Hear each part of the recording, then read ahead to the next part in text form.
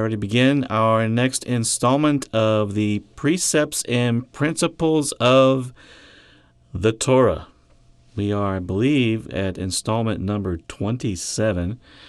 We've been going through the Torah verse by verse and finding the various precepts, the things that Yahweh wants us to do as His people, the commandments He desires us to keep, and then the precepts, not only the precepts, but also the principles behind them.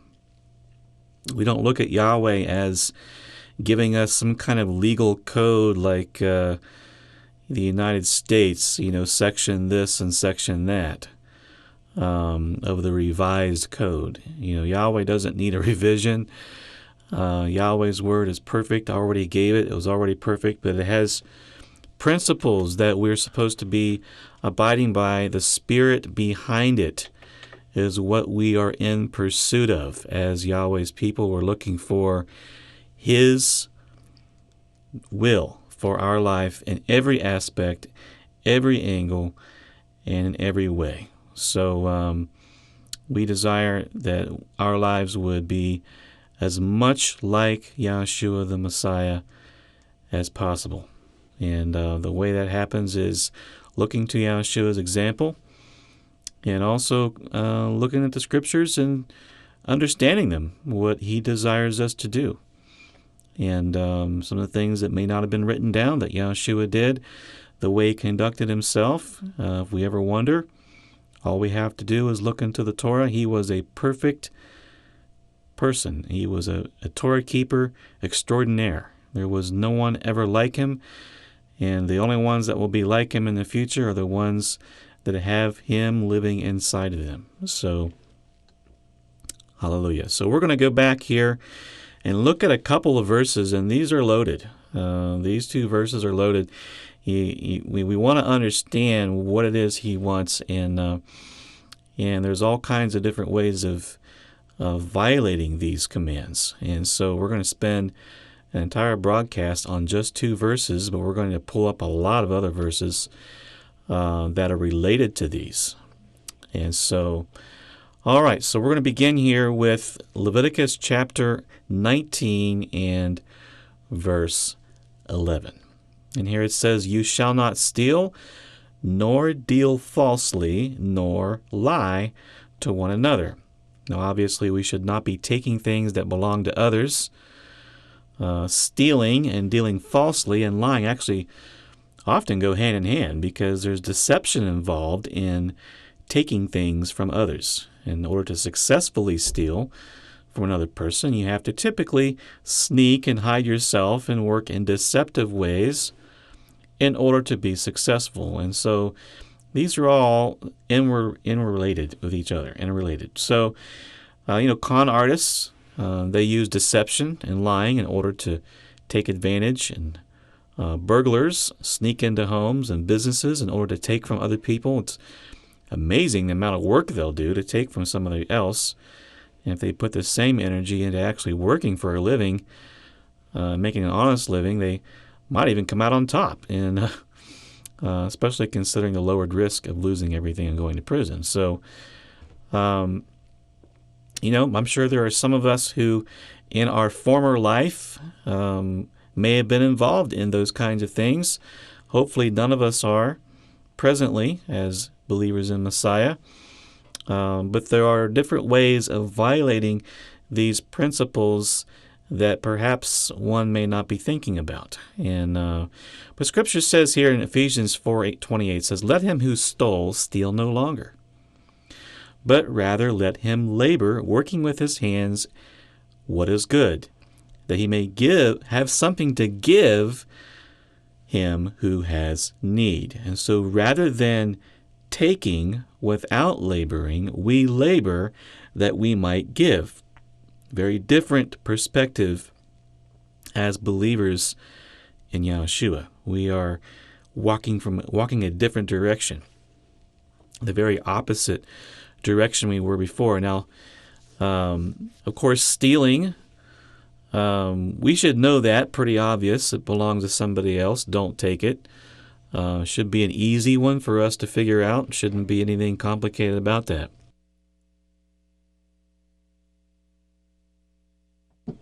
But there are other forms of stealing, and some maybe we don't think about. And one of them, Yahushua mentioned in John chapter 10 and verse 1. He said, "Most assuredly I say to you, he who does not enter the sheepfold by the door, but climbs up some other way, the same is a thief, and a robber." So, trying to enter the sheepfold by some other way than the door, the same as a thief and a robber. But he who enters by the door is the shepherd of the sheep. To him the doorkeeper opens, and the sheep hear his voice, and he calls his own sheep by name and leads them out. Now, shepherds, they would build these enclosed areas out in the fields, and their purpose was to protect the sheep from predators. And of course, the most common building material in ancient Israel would have been rock and stone. And so here is a artist's depiction of a enclosed area that was there to protect the sheep from predators. And notice the shepherd there is standing in the doorway, or sitting in the doorway, and not allowing predators to have access to the sheep. And so the only way someone could come in through some other way would be climb over the wall. That would be the only way to do it. So, but he calls his own sheep by name, and he leads them out. And when he brings out his own sheep, he goes before them, and the sheep follow and know his voice. The voice of the shepherd can only be heard, spiritually speaking, Yahushua being our shepherd, can only be heard when one is speaking the scriptures, the living words of Elohim. The ones who are Yahshua's sheep will recognize that voice and will follow that voice and will know his voice. We have to recognize the voice of the shepherd, and we have to follow that voice if we want to be his sheep. But they will by no means, yet they'll by no means follow a stranger, but will flee from him, for they do not know the voice of strangers. Yahushua used this illustration, but they did not understand the things which he spoke to them. We know Yahushua is the way, the truth, and the life, right? And so he explains.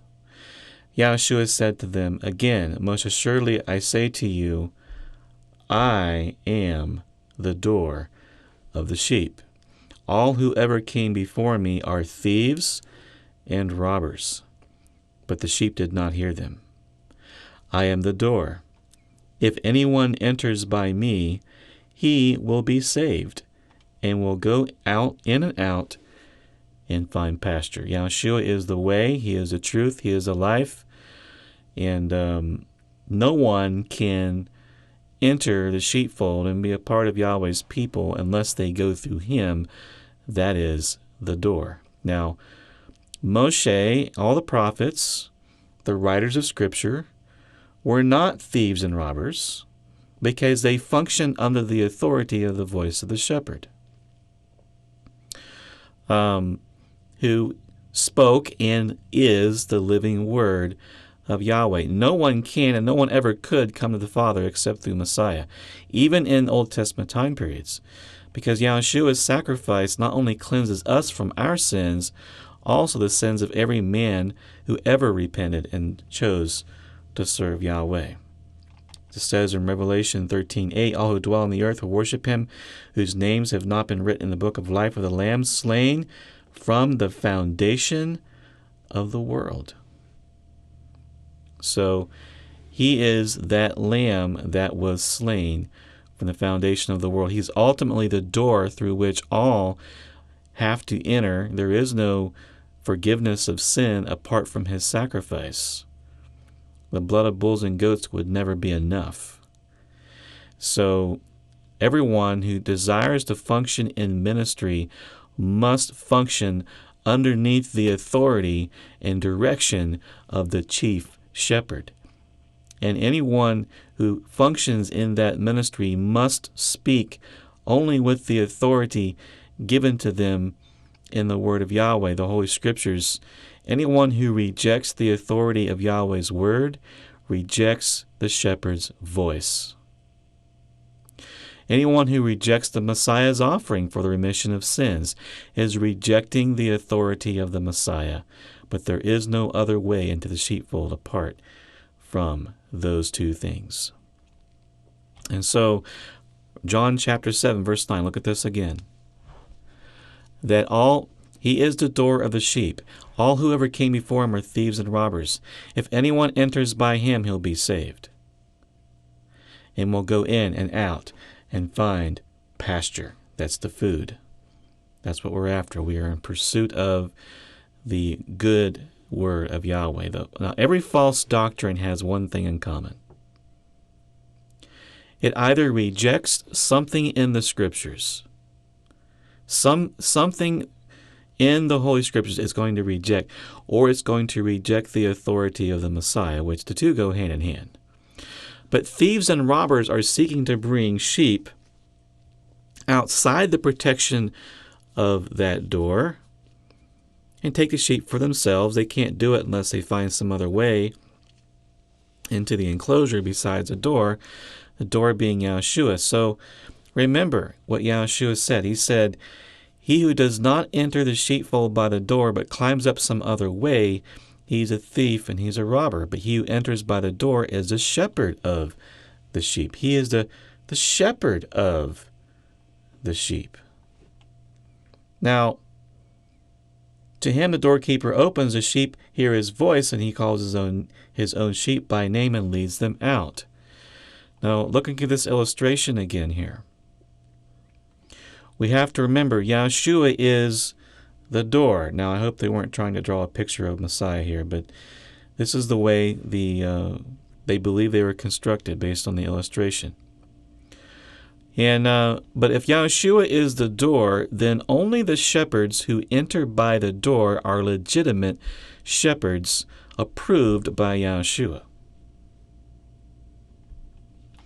So he says, "I'm the door. If anyone enters by me, he'll be saved. But he who enters by the door is the shepherd of the sheep." Now, Yahushua has ordained that there would be shepherds, men who are appointed to that office of shepherd, of pastor, who would function under Messiah's authority. And so, one example we see here, John 21, Yahushua was talking to Peter. He says, when they've eaten breakfast, he said to Simon Peter, "Simon, son of Jonah, do you love me more than these?" He said to him, "Yes, Master, you know that I love you." He said to him, "Feed my lambs." So he has appointed Peter here to be a shepherd, and Peter was called by Yahushua to be one of these shepherds who would enter through him and would tend his sheep and would feed his lambs. And so it's okay that there would be people who are called shepherds as long as they are operating under the authority of the chief shepherd, Yahushua. True shepherds will remember that these are ultimately Yahweh's sheep. False shepherds will reject the door, find some other way into the sheepfold. Remember, the door is Yahushua. He's a living word of Yahweh. It's only through him we can receive forgiveness of sin. Isaiah 53 said, "Yahweh has laid on him the iniquity of us all." And everyone who came before Yahushua acted like they're the chief shepherd. They're just thieves. They take and they steal, they kill, they destroy. So now what's interesting is they're not able to steal from the true flock. Yahushua said again, I'm the door of the sheep. Anyone who came up before me are thieves and robbers. The sheep did not hear them. I am the door. If anyone enters by me, he will be saved, and will go out in and out and find pasture. But the thief does not come except to steal and kill and to destroy. I have come that they might have life. They might have it more abundantly. The true sheep will hear his voice and will only follow his voice. They will not hear the voice of strangers and robbers and thieves. He said, I am the good shepherd. The shepherd gives his life for the sheep. So notice again, we're talking about the difference between being a follower of the Messiah and one who is not. The one who is not is one who is motivated by self. He is this thief. That's what he wants. He wants to take. Yahushua came to give. That's the difference. And then there's the hireling. The hireling, who's not the shepherd. He does not own the sheep. He sees a wolf coming, flees the sheep, leaves the sheep and flees, and the wolf catches the sheep and scatters them. That's one who, again, they're motivated by self-interest. They want personal monetary gain, and that's why they're operating in that role. So the difference between a true shepherd and a thief, the thieves come to take, the true shepherds come to give. Thieves are looking out for themselves, have self-interest in mind. Those who have Messiah in them are looking to whom they can serve next. And we as sheep are called to be so accustomed to hearing his voice, we recognize anything that's amiss. So the thief does not come except to steal, kill, and destroy. The good shepherd comes that he might give his life for the sheep. That's the difference between love and hatred. That's the difference between self-centeredness and others-centeredness. Yahshua did not come to be served, but to serve. And if we all take the attitude, I'm here to serve, guess what happens? We all end up getting served anyway, because we're all serving each other. Now, the hireling does not care for the life of the sheep. Sees the wolves coming, only interested in wages, does not have a genuine love for the sheep. Yahushua, on the other hand, lays down his life for the sheep. The lesson here is that there are careless hireling shepherds who, as they take the flock out to feed, do not protect the sheep from wolves. And so we need to beware of thieves and robbers who want to take us, take our brethren, take our children away from us. And if we're going to be effective shepherds, we need to operate like Yahushua did, laying down our lives, our own desires, our own will for the benefit of others. An attitude of serving. We have to have an awareness as Yahshua's sheep. The ones he characterizes as hirelings, not functioning like Yahshua did. They don't really love and care for the sheep. They're there because it's a job. And there are pastors who are leaders of congregations who are there for the job, for the pension, for the prestige, for the praise of men, for the power of position. And that's not what it's about. They'll allow the enemy to come in and wreak havoc, or where the enemy's already wreaked havoc, they say nothing and do nothing and care not, will not stand against the enemy. And so, brothers, we are sheep in the midst of wolves. We have to stay close to the true shepherd, Yahushua. And the shepherds he's appointed to watch over our souls. The shepherds who function like Yahushua did will be willing to serve, give of themselves, not be afraid to speak the truth when the wolves come in with false doctrine. And there are a lot of scattered people out there who reject any form of elder, any form of shepherd other than what they believe is Yahushua. And I understand many have been hurt. But there are true, qualified, genuine elders who care for the life of the sheep, and they lay down their own lives for the sheep. Peter writes and says, I'm sorry, let me finish up John here. It says, the hireling flees because he's a hireling, does not care about the sheep. I am the good shepherd. I know my sheep, and I am known by my own. As the Father knows me, even I, so I know the Father, and I lay down my life for the sheep. That's the characteristic of a true shepherd. And Peter, because there are plenty of thieves and robbers out there, aplenty. They want financial gain. They're interested in self. They're afraid to speak out against false teaching. He writes, and he says this, the elders who are among you I exhort. I who am a fellow elder and a witness of the sufferings of the Messiah, and also a partaker of the glory which will be revealed, shepherd the flock of Elohim which is among you, serving as overseers, not by compulsion, but willingly. Willingly, not for dishonest gain, but eagerly, nor as being masters over those entrusted to you, but being examples to the flock. And when the chief shepherd appears, you will receive the crown of glory that does not fade away. If I was an elder, which I'm not an elder, but I tell you what, I'd be reading and studying that verse inside and out.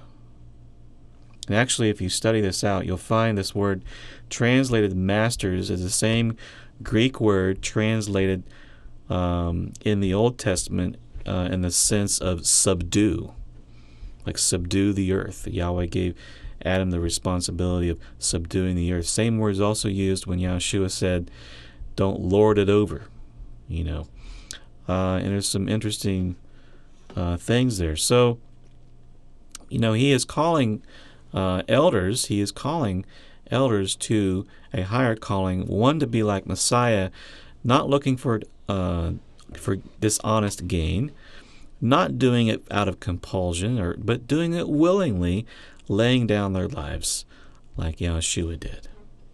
So that is the role of shepherds among us. And we who are younger, we need to respect those who are elders, rise before the aged, as it says in the Torah.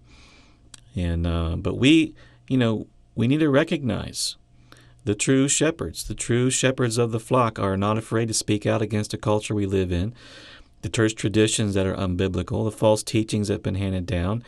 They will make a stand for righteousness if they are a true shepherd.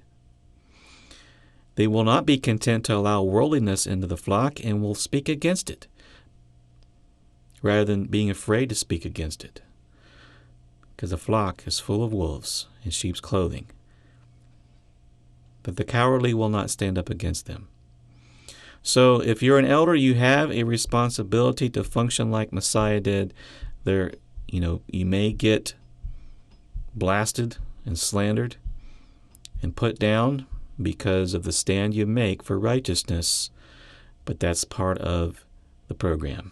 That goes with the territory. Now Yahushua says, beware of the wolves. How do we characterize a wolf? Matthew 7:15 says, beware of false prophets who come to you in sheep's clothing. Inwardly they are ravenous wolves. They're thieves. You will know them by their fruits. Do men gather grapes from thorn bushes or figs from thistles? Even so, every good tree bears good fruit, but a bad tree bears bad fruit. How do you know? What's a good fruit? What's a bad fruit? A good tree cannot bear bad fruit, nor can a bad tree bear good fruit. Every tree that does not bear good fruit is cut down and thrown into the fire. Therefore, by their fruits you shall know them. You will know them. It's the fruits you're looking for. And right after that, here in verse 21, he says this, not everyone who says to me, Master, Master, shall enter the kingdom of heaven, but he who does what? Does the will of my Father in heaven. That's the difference. Who will do the will of the Father in heaven? Who will do the will of Yahweh? Who will walk as Messiah walked? Just because you call him your master doesn't mean he really is your master. It could all be a big front. And so he goes on to say in verse 22, many will say to me in that day, Master, Master, have we not prophesied in your name, cast out demons in your name, and done many wonders in your name? Then I will declare to them, I never knew you. Depart from me, you who... How are they characterized? Practice lawlessness. I like to say Torahlessness.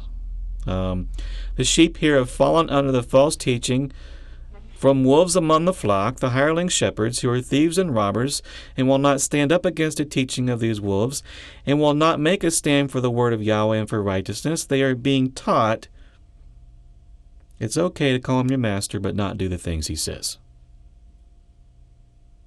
What are the things he says? We must do the will of our Father. What are the things he says? This word translated lawlessness, if you look it up in a lexicon, here's the Thayers and Strong. I'm sorry, I got BDB there. It should be Thayers. The condition of without law, because of ignorant of it, because of violating it, contempt and violation of law, iniquity, wickedness. The Strong's lexicon there has illegality, i.e., violation of law or wickedness, genification. So obviously this word has to do with violating Yahweh's Torah. And if you study it more in depth, it's really in a rebellious sense, an unwillingness to do the commandments even though they're convicted to do so. Now, if a pastor or someone is confronted with the truth that Yahweh's law really is not abolished and is persuaded in their hearts that, yes, what this person's telling me really is true, but man, how am I going to break this to the congregation? I could never do that. I would lose my position. I would lose my place of respect and influence. And they go on continuing in their way and not repenting of all this false teaching they've been doing. Woe is them. They're hireling shepherds. That's what they are. Now, I don't judge. I'm not trying to judge individuals. But I'm just saying, this is the characteristic. They're afraid to stand up and say, that's wrong. Because they're afraid of what will happen to them. And so, we got to be careful. We'll know them by their fruits, and we ourselves, as people of Yahweh, as sheep, need to be willing to lay down our lives for each other. And that means undergoing persecution. If we are convicted in our hearts to do something in Yahweh's word, and yet we're just afraid of what people will say about us, we're afraid of the repercussions, we refuse to die to self, we are in great danger. I don't care what the conviction might be. Great danger. Now, men, fathers, I'm talking to myself here, we are the shepherds of our families. So are we willing to make a stand for righteousness where necessary?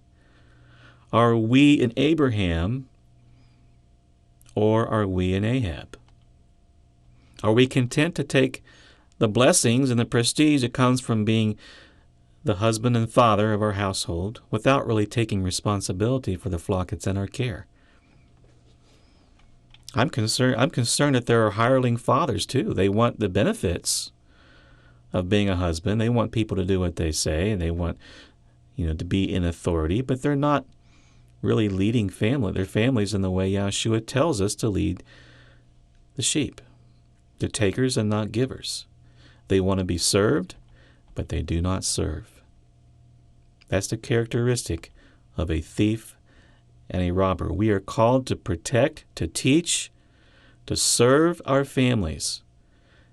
Thieves and robbers want to take and do not want to give. Yahshua's disciples willing to give rather than focusing on taking. And so we need to lead like Yahshua leads. If we're not functioning as Messiah would have us function, we're not being the shepherds who operate through Yahshua the door.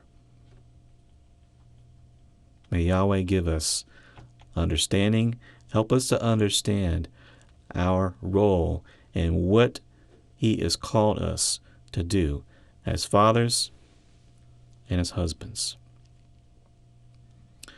I'm not perfect in this. I'm just saying this is what we need to do. I do have a study that is on the website on this topic. It's called Fathers Turn Your Hearts.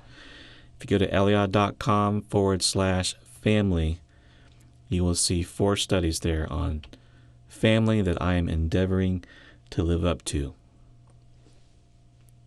So we see that thievery and lies and deception and dealing falsely, all these things go hand in hand, don't they?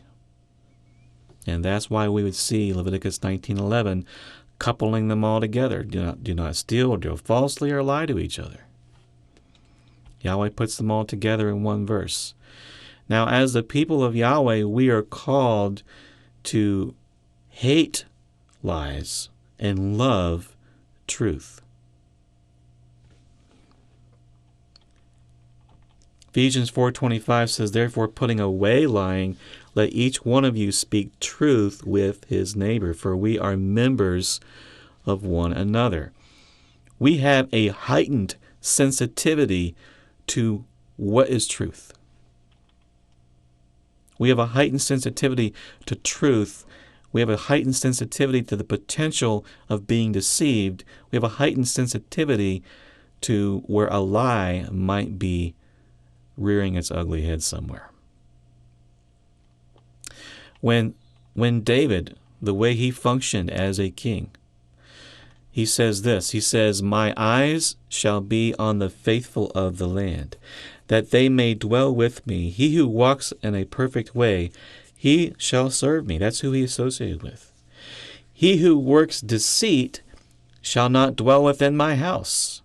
He who tells lies shall not continue in my presence. Early I will destroy all the wicked of the land, that I may cut off all the evildoers from the city of Yahweh." So, as a king of Israel, he did not even allow liars to be around him. He looked for faithful men to be his companions. And that's what we're called to be. We're called to be those faithful men who function under the chief shepherd, Yahshua the Messiah. Scripture says, "Do not lie to one another, since you have put off the old man with his deeds." Revelation 21 verse 8 says, "The cowardly," that's the ones who are afraid to stand up for what's right, "unbelieving, abominable, murderers, sexually immoral, sorcerers, idolaters, and all liars shall have their part in the lake which burns with fire and brimstone, which is the second death." Again, Revelation 22:15, "Outside are the dogs and sorcerers, sexually immoral, and murderers and idolaters, and whoever loves and practices a lie." You may not even practice lies yourself, but if you love them, look out. Look out. It's a pretty serious commandment. So we are called to love truth. We have a heightened sensitivity to truth, where truth may reside and where lies may be residing. And so that when, the more time we spend with the Good Shepherd in the Holy Scriptures, in the Word, which comes from the Spirit of truth, the more sensitive we're going to be to lies. And so when Satan comes to try to deceive us, we will be sensitive enough to notice and to recognize it and to reject it. Now, in 2 Thessalonians chapter 2, verse 9, The coming of the lawless one is according to the working of Satan with all power, signs, and lying wonders, and with all unrighteous deception among those who perish, because they did not receive the love of the truth, that they might be saved. Now, this is sad, because a love for the truth is something you have to actually receive from Yahweh. And so, how does he determine who's going to receive it and who's not going to receive it? It says, for this reason, Elohim will send them a strong delusion that they should believe the lie. It says Elohim himself will allow them to be deluded, and they'll believe a lie. And it tells us why. That they all may be condemned who did not believe the truth, but had pleasure in unrighteousness. It's all about where you decide to take pleasure. If you have a pleasure in unrighteousness, you will receive a strong delusion. You will believe lies. If you have pleasure in righteousness, the unrighteous deception that's spoken of here in verse 10 will not bring you to a place of condemnation. If you love the truth, if you have pleasure in righteousness. And so, if our lives are characterized by taking pleasure in unrighteousness, we are in great danger of being deluded and led astray. And you'll see this. You'll see people just drop out of the body of Messiah suddenly and go off into some crazy thought. It's judgment. Something's going on in their life. They're not taking pleasure in righteousness. There's some kind of unrighteousness they're taking pleasure in, and you may never know what it is. But this word is true, and I've seen it 1,000 times. Oh, maybe not that many. I've seen it a lot. But John 14 tells us basically the same thing. He says, if you love me, keep my commandments. First step. We've already known the love he has for us. The question is, are we going to love him back? If you do, keep his commandments. And I will pray the Father, and he will give you another helper, that he may abide with you forever, the Spirit of truth. There it is. That's what we want to be in us. The one that the world can't receive, because it neither sees him nor knows him, but you know him, for he dwells with you and will be in you. And so, first step, love righteousness. Reject unrighteousness. Have no pleasure in unrighteousness. And then he will give you not this delusion, but the Spirit of truth. And you'll be able to recognize truth when you see it. And you recognize lies when you see it. That's key. So that's the step necessary. Love him back, basically. If you love him back, he'll give you the Spirit of truth. So, if it's in our heart to do his commandments, we will not be in danger of believing the lie. The lie, it said. Notice that. The lie. It doesn't just say a lie, it just says the lie. And I really think the lie is the lie that was in the Garden of Eden, where Satan, the very first lie that appears in the Bible, is Satan telling Eve, you will not surely die. In other words, you can partake of this sin and nothing bad will happen to you. You can still call Yahweh your master, but not do the things he says. It's only those who are doing the will of our Father in heaven who will be recipients of the Spirit of truth, and will not be in danger of believing the lie. So we don't want to walk in lies. We want to walk in light and truth. 1 John 1:6 says, if we say that we have fellowship with him and walk in darkness, we actually do the very thing that we're following. We lie and do not practice the truth. But if we walk in the light as he is in the light, we have fellowship with one another, and the blood of Yahushua, his son, Messiah, his son, cleanses us from all sin. It's conditional. Yahushua just doesn't die for anybody. It's only if we walk in the light as he is in the light. If we walk in darkness, we're liars, we're not practicing the truth, and we don't even have fellowship with him. He says, I never knew you.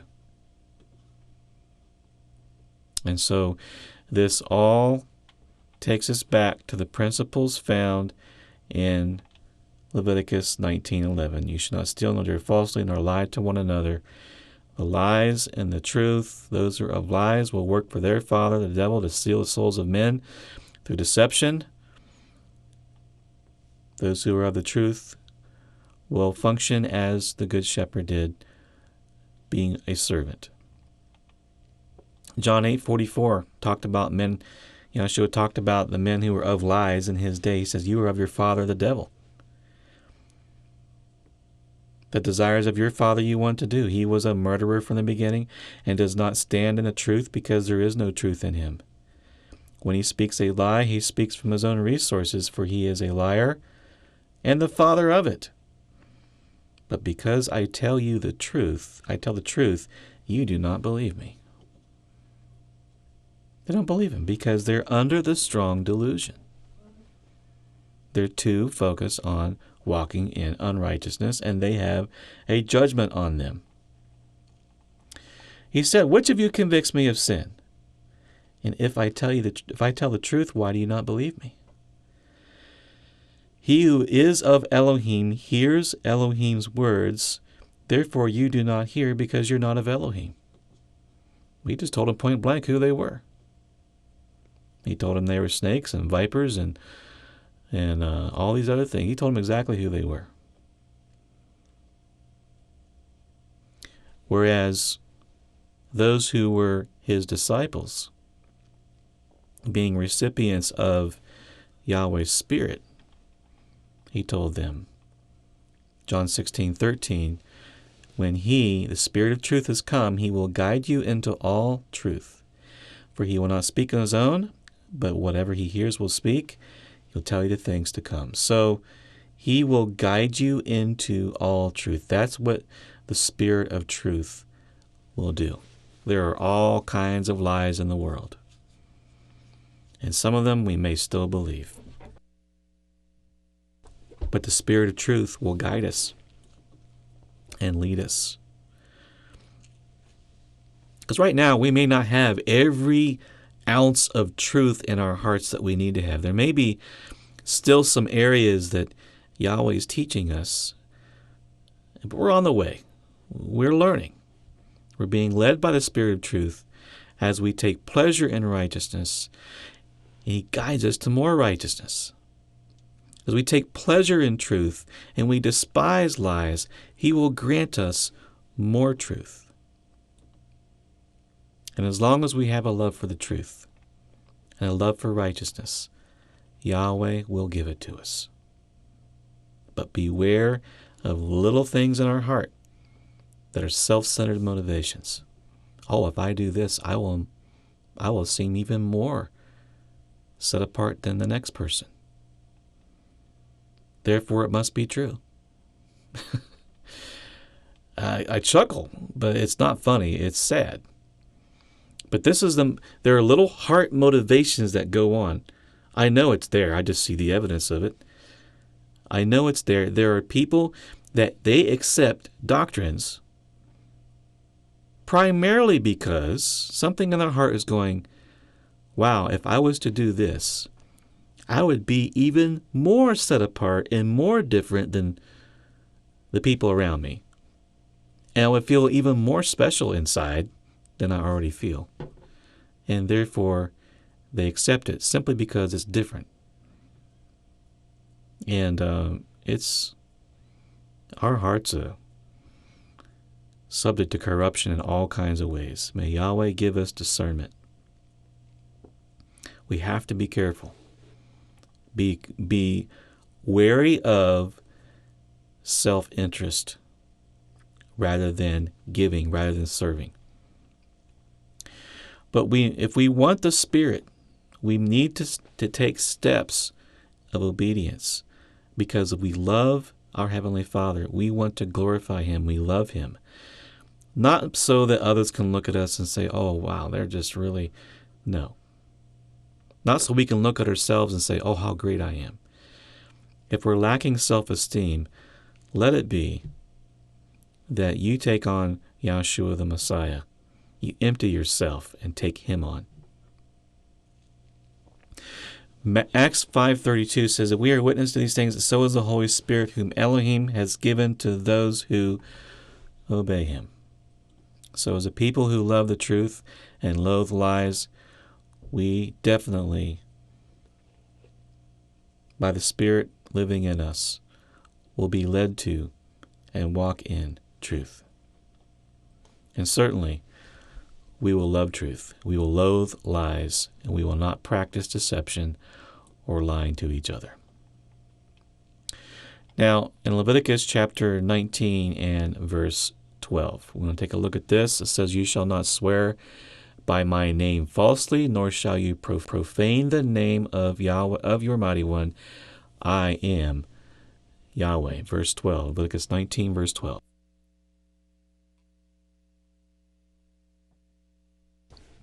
To swear by Yahweh's name falsely basically means you're taking an oath by His name and with false intent or a failure to fulfill the thing that you swore to do. Now, there are some words that Yahushua spoke in regard to swearing that we need to take a look at. In Matthew 5:34 through 37, it says, I say to you, do not swear at all, neither by heaven, for it is Elohim's throne, nor by earth, for it is His footstool, nor by Jerusalem, for it is the city of the great King, nor shall you swear by your head, because you cannot make one hair white or black, but let your yes be yes, and your no be no, for whatever is more than these is from the evil one. A liar. Now, it seems apparent to me that the context of Yahshua's words have to do with the frequency of swearing to affirm or deny something. Yes, yes, no, no. In the scriptures, there are no examples of Yahweh condoning a person engaging in the practice to affirm or deny an action like this happened or that didn't happen. People say that today. I swear to God, I didn't do this. That's what they say. Now, the Hebrew word shavah or shavua typically used when someone pledges to perform or not perform some future action, as opposed to affirming or denying something they have done in the past. Now, we know for sure that Yahshua could not have been forbidding every form of vowing or oaths. I mean, simply because Yahshua himself, actually Yahweh himself and an angel also swore an oath in Scripture. In fact, Revelation chapter 10, verse 5 says, the angel whom I saw standing on the sea and the land raised up his hand to heaven and swore by him who lives forever and ever, who created the heavens and the earth, the heavens and the things that are in it, the earth and the things that are in it, the sea, the things that are in it, that there should be delay no longer. And so this is, again, pledging a future action, swearing by him who lives forever and ever. And so if this was from the devil, then why would an angel of Yahweh be doing it? So we've got to look at what he says in the context in which he's saying it. That's what we need to do. We also know Acts 18:18, Paul took a vow, and four other disciples took a vow in Acts 21:23. In fact, the day is going to come when Yahweh will force everyone to take an oath. In Isaiah 45:23. It says, I have sworn by myself. So there he is taking an oath himself. The word has gone out of my mouth in righteousness and shall not return, that to me every knee shall bow, every tongue shall do what? Take an oath. Now, if every form of taking an oath was wrong, then he's telling people to follow the evil one, the devil. No, that's not what he's talking about. What's the actual oath? He shall say, surely in Yahweh I have righteousness and strength. That means only through Yahweh do I have any righteousness in me at all. And that comes through Yahshua the Messiah. To him men shall come and shall be ashamed, and shall also be ashamed who are incensed against him. In Yahweh all the descendants of Israel shall be justified. That means declared righteous. Justification cannot come from our own righteousness. Our justification can only come through the righteousness that Yahweh brings us through the Messiah Yahshua. And so our glory comes from the righteousness of Yahweh placed in Messiah. And one day, everyone will be forced to acknowledge that. Every tongue. Of course, we know there are some forms of swearing that are inappropriate and wrong to do. And that's the kind of swearing Yahshua was talking about. Take a look at Matthew 23. He says to the scribes and Pharisees, woe to you, blind guides, who say, whoever swears by the temple, it is nothing. But whoever swears by the gold of the temple, he is obliged to perform it. Fools and blind, which is greater, the gold or the temple that sanctifies the gold? And whoever swears by the altar, it is nothing. But whoever swears by the gift that's on it, he is obliged to perform it. Fools and blind, for which is greater, the gift or the altar that sanctifies the gift? Therefore he who swears by the altar swears by it and by all things on it. He who swears by the temple swears by it and by him who dwells in it. And he who swears by heaven swears by the throne of Elohim and by him who sits on it. So Yahshua is dismissing here this foolishness of various levels of swearing, what's binding, what's not. He said, look, let your communication be yea, yea, nay, nay. Whatever comes more than that is just from the devil. Lies. And so, based on his comment, I just think that he didn't want these various levels of swearing, which was nothing more than an act of trickery. Like if someone could say, well, I only swore by the gold, or I only swore by the altar, or, gotcha. I didn't really mean what I said. Yahweh wants our words to be truth, even as his words are truth. And so apparently it was common practice among some people. They felt like they had to back up their common yes and no with swearing. And we even see that now. I mean, today, people say, well, I swear to God this, I swear that. And they throw that word around like it's just nothing. And but this form of swearing is what's being spoken against. James also talks about it. He says, my brethren, do not swear either by heaven or by earth or with any other oath, but let your yes be yes and your no be no, lest you fall into judgment. True believers should not have to back up their yeses and nos with swearing. To say, yes, I'm telling the truth, I swear by it, we shouldn't have to say I swear by it. We should say, yes, this is what happened.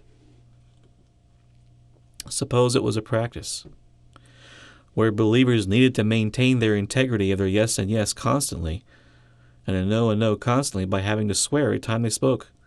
I mean, it would get ridiculous. If they weren't swearing, you might think they're a liar. And so it seems to me that what both James and Yahshua are speaking against is this common practice of swearing. It's like we see today. I mean, I remember as a child, my friends, if they said something, I didn't know if I could believe it unless they said, I swear. I swear to God. I swear on the Bible. I swear this.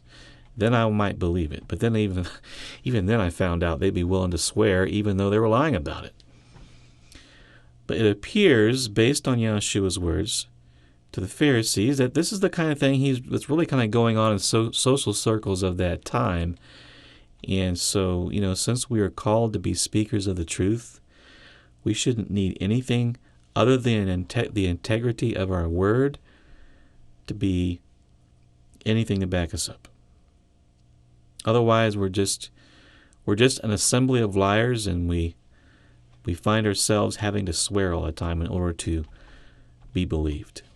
And we're called to be characterized as a people who speak and believe and live and walk out truth. And so that's the context here. It looks to me like, don't steal, don't deal falsely, don't lie, and don't swear falsely. He's saying if you're used to lying, then you have to swear, and eventually you're going to end up swearing falsely. So, Yahushua and James, I don't see how they could be condemning making of vows or taking an oath concerning some future action, but rather condemning the practice of needing to back up the integrity in our confirmations, of our denials, with any added weight other than the integrity of our word. He wants our word to be as good as gold. And since our words are to always be truth, there should be no need to go beyond it. Only those who regularly imitate the father of lies would need to go beyond the integrity of their word to affirm or deny anything. And I think that's why those things are from the evil one, from the father of lies. The father of lies would inspire different levels of binding and non-binding oaths so man could still lie and not get in trouble in their own eyes. But the truth is, Scripture says, do not lie to each other. You're still in trouble. And it's that enemy who wants to make you think you're not in trouble with his "you will not surely die" mentality. So Yahweh desires that we would not engage in these kinds of practices. And so, we don't want to be a part of what the world does. Oh, I swear this, I swear that. We don't need those things. So this next portion here, it says, "Nor shall you profane the name of your mighty one. I am Yahweh." When it comes to profaning the name of Yahweh, there are various ways to do it. Of course, swearing by his name falsely would be one way of doing that. If you're willing to lie and say you swear, it means you do not value Yahweh. Like he's nothing. He's not that important. He's not significant in your eyes. And so it causes him to be seen as not a very, not the kind of Elohim that would do anything about it, but kind of a pushover Elohim, kind of a weak Elohim, and you're not afraid of him. You don't fear him. And so in that sense, it would profane his name. Another way of profaning it is, direct blaspheme. Leviticus 24, verses 10 through 12 says, "Now the son of an Israelite woman whose father was an Egyptian went out among the children of Israel. And this Israelite woman's son and a man of Israel fought each other in the camp. And the Israelite woman's son blasphemed the name of Yahweh and cursed, and so they brought him to Moshe. His mother's name was Shilamit, the daughter of Debri, the tribe of Dan. Then they put him in custody that the mind of Yahweh might be shown to them. And Yahweh spoke to Moshe, saying, Take outside the camp him who is cursed. Then let all who heard him lay their hands on his head, and let all the congregation stone him. Then you shall speak to the children of Israel, saying, Whoever curses his mighty one shall bear his sin, and whoever blasphemes the name of Yahweh shall surely be put to death. All the congregation shall certainly stone him, the stranger as well as him who is born in the land. When he blasphemes the name of Yahweh, he shall be put to death." Serious thing. Very serious. What comes out of your mouth, very, very serious. Now, the word blasphemy in the Hebrew comes from the Hebrew word nakab, and it's interesting. It has to do with piercing, perforating, boring, like boring a hole. And so it has to do with some kind of violence being done to something to create damage. That's the intent.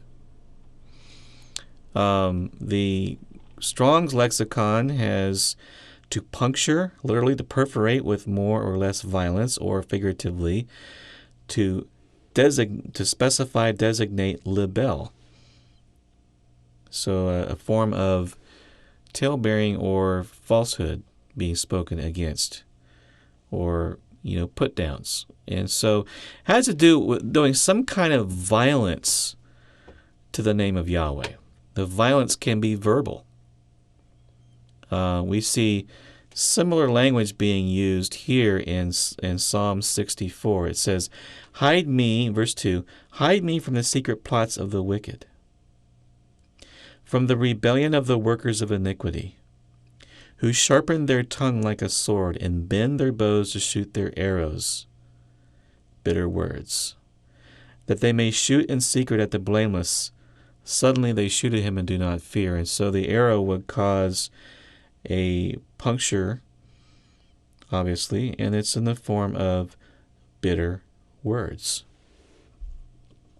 And so another place we see, Proverbs 12:18, there is one who speaks like the piercings of a sword, but the tongue of the wise promotes health. And so to blaspheme Yahweh's name is to speak evil of him, to do violence to his person, his character, his reputation, his name. We actually see some examples of this in Scripture. One place, 2 Kings chapter 18, Sennacherib, the king of Assyria, was about to attack Jerusalem. And listen to what he says. Hezekiah was the king of Judah at this time. Thus says the king, do not let Hezekiah deceive you, for he shall not be able to deliver you from his hand, nor let Hezekiah make you trust in Yahweh, saying, Yahweh will surely deliver us. This city shall not be given into the hand of the king of Assyria. Do not listen to Hezekiah, for thus says the king of Assyria, make peace with me by a present, and come out to me, and every one of you eat from his own vine, every one from his own fig tree, every one of you drink waters from his own cistern, until I come and take you away to a land like your own land, a land of grain and new wine, a land of bread and vineyards, a land of olive groves and honey, that you may live and not die. But do not listen to Hezekiah, lest he persuade you, saying, Yahweh will deliver us. Has any of the mighty ones of the nations at all delivered its land from the hand of the king of Assyria? Where are the mighty ones of Hamath and Arpad? Where are the mighty ones of Sepharvaim and Hena and Ivah? Indeed, have they delivered Samaria from my hand? Who among all the mighty ones of the lands have delivered their countries from my hand, that Yahweh should deliver Jerusalem from my hand? But the people held their peace and answered him not a word. For the king's commandment was, do not answer him. Then Eliakim the son of Hilkiah, who was over the household, Shebna the scribe, and Joah the son of Asaph the recorder, came to Hezekiah with their clothes torn, and told him the words of Rabshakeh. And so it was, when King Hezekiah heard it, that he tore his clothes and covered himself with sackcloth, and went into the house of Yahweh. Then he sent Eliakim, who was over the household, Shebna the scribe, the elders of the priests, covered with sackcloth, to Isaiah the prophet, the son of Amoz. And they said to him, thus says Hezekiah, this day is a day of trouble, and rebuke, and blasphemy, for the children have come to birth, but there is no strength to bring them forth. It may be that Yahweh your mighty one will hear all the words of the Rabshakeh, whom his master the king of Assyria has sent to reproach the living Elohim, and will rebuke the words which Yahweh your mighty one has heard. Therefore lift up your prayer for the remnant that's left. It may be that Yahweh your mighty one will hear all the words of Rabshakeh, whom his master the king of Assyria has sent to reproach the living Elohim, and rebuke the words which Yahweh your mighty one has heard. Therefore lift up your prayer for the remnant that is left. Sorry, I read that verse twice. So the servants of King Hezekiah came to Isaiah. Isaiah was a prophet living during this time of Hezekiah being a king. And Isaiah said to them, Thus you shall say to your master, Thus says Yahweh, 2 Kings 19:6. Thus says Yahweh, Do not be afraid of the words which you have heard, with which the servants of the king of Assyria have blasphemed me. That Yahweh himself referred to as blasphemy. Surely I will send a spirit upon him, and he shall hear a rumor and return to his own land, and I will cause him to fall by the sword in his own land. Later on in 2 Kings 19:21, this is the word which Yahweh has spoken concerning him. The virgin, the daughter of Zion, has despised you, laughed you to scorn. The daughter of Jerusalem has shaken her head behind your back. Whom have you reproached and blasphemed? Against whom have you raised your voice and lifted up on your eyes on high? Against the Holy One of Israel. So that's an instance where, in Yahweh's eyes, Sennacherib spoke blasphemy when he said Yahweh was not able to deliver Hezekiah from his hand, and compared him to the idols who did not deliver other nations from his attacks. Now Yahweh is the creator of the heaven and earth, the creator of man. To compare him to lifeless and worthless idols is blasphemous. And so what ultimately happened to Sennacherib? If you've not read it, or if you don't remember, I'll leave that to you to look it up. Hopefully you have a whetted appetite on that one. All right. It wasn't good, put it that way. Now, a very interesting case of blasphemy can also be found in the book of Ezekiel. There's chapter 20 and also chapter 36. We're going to take a look here at 36 in Ezekiel 36, verse 17. We'll start there. It says, Son of man, when the house of Israel dwelt in their own land, they defiled it by their own ways and deeds. To me, their way was like the uncleanness of a woman in her customary impurity. Therefore, I poured out my fury on them for the blood which they had shed on the land, and for their idols with which they had defiled it. So I scattered them among the nations, and they were dispersed throughout the countries. I judged them according to their ways and their deeds. When they came to the nations, wherever they went, they profaned my holy name. When they said of them, Oh, these are the people of Yahweh, and yet they have gone out of his land. So, look at this closely. There were Gentiles who were looking upon the name of Yahweh and profaning it because the Gentiles saw that the children of Israel claimed to follow Yahweh, and yet they were in exile. They went out of the land which Yahweh had given them, and that caused Yahweh's name to be profaned. And so what's he say he's going to do? He says, I had concern for my holy name, which the house of Israel had profaned among the nations wherever they went. Therefore say to the house of Israel, Thus says the Master Yahweh, I do not do this for your sake, O house of Israel, but for my holy name's sake, which you have profaned among the nations wherever you went. He's about ready to do something very significant here. He says, And I will sanctify my great name, which has been profaned among the nations, which you have profaned in their midst, and the nations shall know that I am Yahweh, says the Master Yahweh, when I am hallowed in you before their eyes. For I will take you from among the nations, gather you out of all countries, and bring you into your own land, Then I will sprinkle clean water on you, and you shall be clean. I will cleanse you from all your filthiness and from all your idols. I will give you a new heart and put a new spirit within you. I will take the heart of stone out of your flesh and give you a heart of flesh. I will put my spirit within you and cause you to walk in my statutes, and you will keep my judgments and do them. Then you shall dwell in the land that I gave to your fathers. You shall be my people. I will be your mighty one. All of this because he had concern for his holy name. He did it for his own namesake.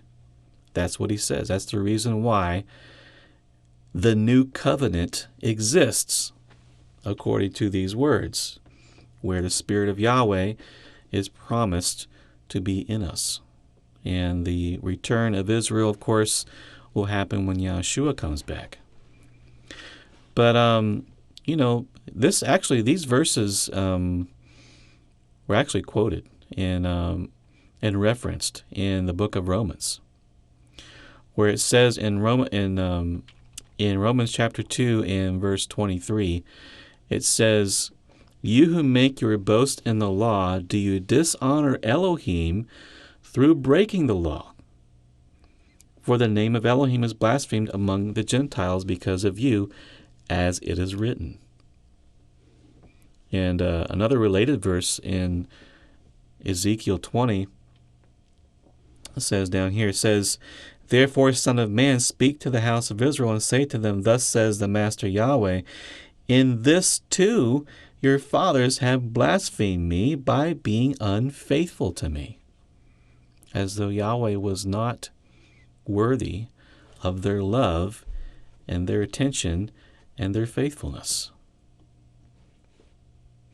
Now, I want to say I've quoted these verses because I think some of the principles here ought to hit home and possibly hit home real hard. Because it's something we have to be very careful about. As we proclaim the name of Yahweh and the need to keep Yahweh's Torah, we need to realize that there is a huge responsibility involved here. Look at what he said. He says, the name of Elohim is blasphemed because you're making your boast in the law, yet you dishonor him through breaking it. It'd be better to not even talk about the law than to talk about it and then make it your practice to regularly break it. Because others will look at what you're doing and cause Yahweh to be blasphemed. And so with this proclamation that we need to do, as Messiah did, with the proclamation that let's keep Yahweh's law, let's keep his commandments, which we should do that, there is a responsibility involved, and there's no doubt. To whom much is given, much is required. And that hits right here, doesn't it? I mean, we are the bearers of Yahweh's name to the world. And when we proclaim his name to everyone, we have a responsibility to walk in such a way that when they see the name of Yahweh, they hear the name of Yahweh, and they're going to think about you, because you're the one proclaiming that name. Will they associate that name with righteousness or with unrighteousness? If we make our boast in the law, we should not dishonor Yahweh by breaking it. Otherwise, we create a condition where unbelievers blaspheme Yahweh in his ways. Now, I've seen this happen in various levels and various degrees. Someone will be proclaiming the way of Yahweh, but they either do it in a very arrogant, very un-Messiah-like, very disrespectful way, or they put it in, so much emphasis on the Sabbath and feasts and other things, they forget the weightier matters of the law. And they end up doing things that everyone, even Gentiles, know are wrong. Now we realize hopefully, that Yahushua is more than just a Sabbath-keeping, feast-keeping, kosher-eating Messiah.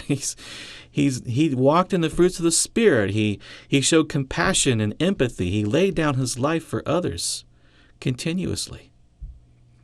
He loved those who were not loving. He loved us while we were yet sinners. When he was mocked, he said, "Father, forgive them." He did not lash out. His life consisted of example after example of serving for and caring for the needs of others. He was and is the complete package. And that's what we're called to be. And I've sometimes found that those who follow traditional Christianity, do some other things better than those who proclaim Torah. They might be better at being a father than you are. Might be a better husband than you are. They might be more committed to serving their fellow man than you are. And they take one look at your example, your lack of gentleness, your lack of patience, your anger, and they say, if that's what you Torah believers are all about, I don't want any part of it. They look at the dissension and the strife and the fighting, and they say, I don't want no part of that. I don't want to be a part of that. And there are even some who've come into it, saw strife and dissension and fighting and negativity and not bearing the fruits of the Spirit, but a lot of works of the flesh, and they say, I don't see how this can be right. I'm going back. Now, they should never do that. But that's an example of dishonoring Elohim and causing this way to be blasphemed because of the way we are conducting ourselves. I can't tell you how many times I've heard this. People get turned off by the attitudes and the actions of people who walk this walk. Because, actually, people who walk this walk, this walk is attractive to people who are arrogant because they just want to show everybody else they're wrong. They embrace this walk. Or, they're mad and they're bitter at Christianity. And so they found this, and all them Christians they're nothing. They're junk. They're not his people, and they embrace this instead because they've been hurt maybe by one who called themselves a Christian who also wasn't walking the right way. And so they embrace this. We got to grow up. We need to mature. Because sadly, in some mainline traditional Christian circles, they deservingly view us as unloving and missing the boat. Because as Torah observant men and women, we're really supposed to be actually the most loving people on the planet. Because every command given in the Torah has to do with love. Everything.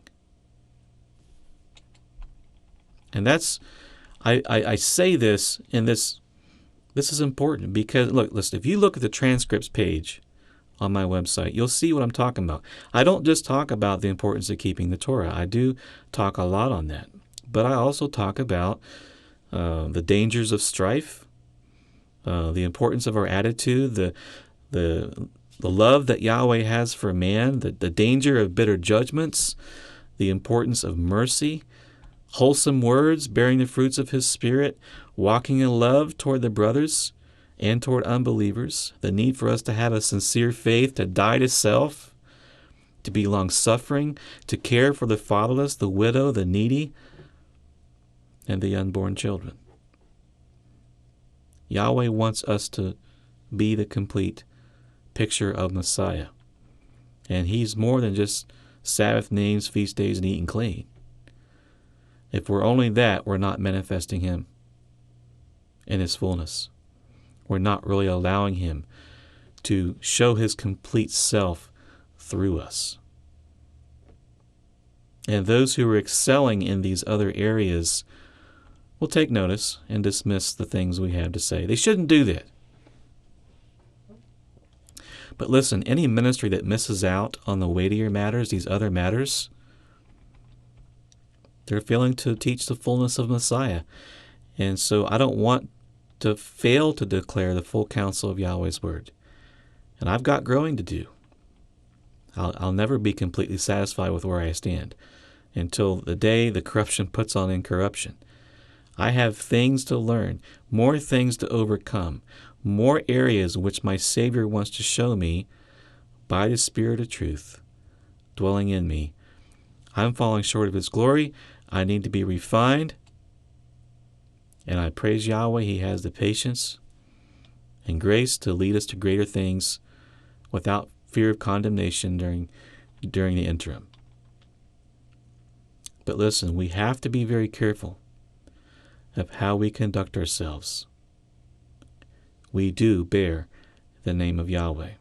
We do not want others to look upon us and be given occasion to blaspheme. You know, it was actually for that reason that even though Yahweh forgave David of his sin with Bathsheba, he was still punished. He was, even though he forgave him. Yahweh needed to show that even though he's a forgiving Elohim, there still need to be consequences. And so the son that was the son of an adulterous relationship, Yahweh caused, it took his life as an act of judgment. Now, the baby itself, the child itself, is not going to be held responsible for the crime. But listen, if our life is characterized by one thing after another bad happening to us, it might be, not always, but it might be Yahweh's being jealous for His name, and we need to be more than, just what we're at right now. He's trying to lead us to greater things. Maybe He's just refining us and giving us an opportunity to glorify Him in some way, but, we can't rest and create a denomination here. We can't just rest in this thought, well, I'm a Torah keeper because I do these 4 or 5 things. No, we got to look at the full precepts and principles of the Torah and seek to apply all of them to our lives as we are led by the Spirit of Yahweh. And so let's have a sensitivity to how Yahweh's name will be viewed when we conduct ourselves in various ways. We want to manifest His character in everything that we do. We want to walk in His image because that is what He created us to be, a creation that reflects His image on the earth. And we have all failed and come short of His image and glory. But Yahushua, He can restore us. It's no longer we who live. It's Messiah who lives in us. And the life which we now live, we live by faith in the Son of Elohim who loved us and gave Himself for us. And if that's who we believe we are the body of the Messiah, we believe that our actions will follow our beliefs. So may Yahweh fill us with His Spirit in such a way that we do walk in all His statutes and His commandments, as is predicted in Ezekiel, that we might glorify Him and that we might proclaim the truth and fullness of Messiah to this lost and adulterous generation. And as you do so, my brothers and sisters, may Yahweh bless you, and may Yahweh have mercy on us all.